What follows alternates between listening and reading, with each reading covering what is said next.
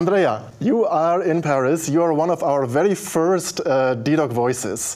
Where are you right now? What are you doing? What is happening in France, in Paris on World Diabetes Day?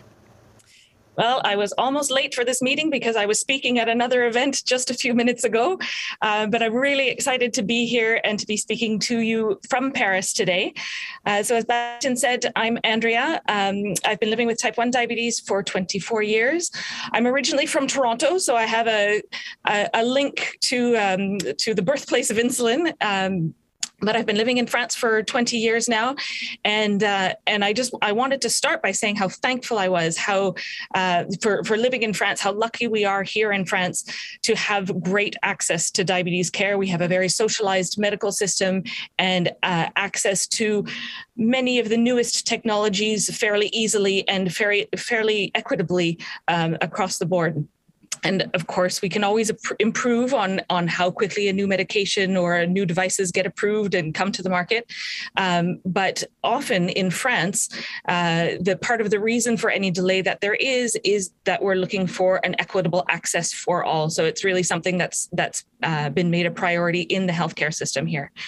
Partly that's because we have very strong patient advocacy organizations who make sure that patients' rights are respected. There's a big quality not only on clinical outcomes, but on the quality of life for people with diabetes, and a huge movement currently on decreasing employment discrimination for people with diabetes and for people with all types of chronic conditions. So in terms of activities going on in France around World Diabetes Day, we don't have a lot of monuments that are lit up in blue, unfortunately. It's something that we're working on in Paris, but the City Hall of Paris is quite slow in getting back to us. So we'll work on that for next year to get some high-profile monuments turned blue. There's one chateau in the Vallée de la Loire, the Chateau de Cheverny, that is blue all of this week, but I don't know of any others for now.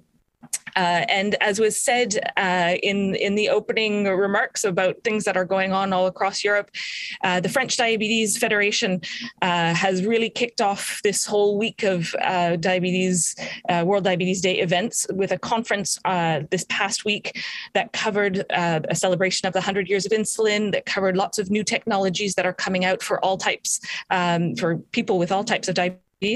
And that covered as well access to insulin around the world. And then that's being repeated with a series of web conferences that started a couple of months ago and are continuing all through the year. And then over this weekend, there are loads of activities all around France, local activities planned by associations that are linked to the French Diabetes Federation. There's a virtual race organized by the Type 1 running team along with Novo Nordisk, and so people are running on all four corners of France, 10Ks and 5K races to raise money for diabetes research. And today in Paris, there are two big conferences, all in person, which seems brand new and still a little bit strange, coming back to in-person conferences. One scientific conference for children with diabetes and their family, and where I am today at the Type 1 Family Day, which is a big day of celebration of meeting each other and sharing stories and doing activities and inspiring each other to live our best lives with diabetes.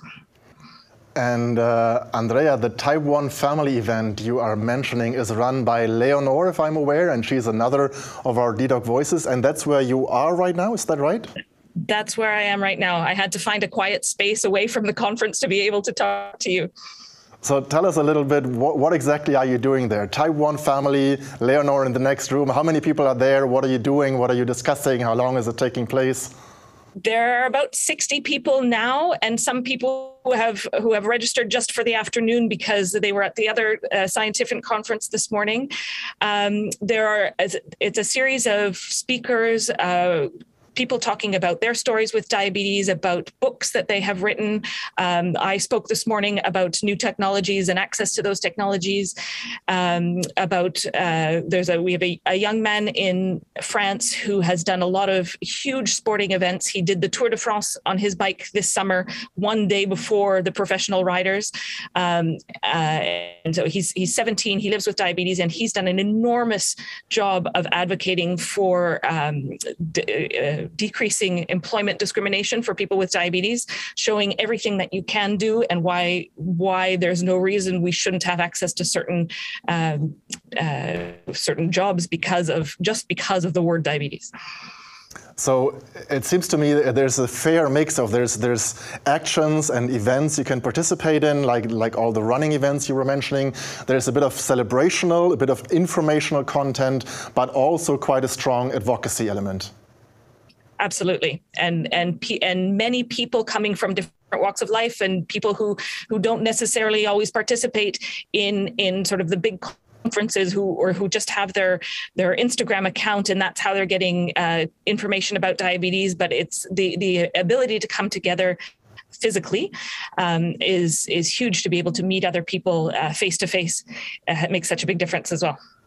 Thank you very much for letting us participate a little bit in your Type 1 family event. Say hello to Leonore, our other DDoc voice there, and everybody else who's participating and coming in later today. Enjoy World Diabetes Day. Go celebrate and advocate. Thank you for joining Docday today.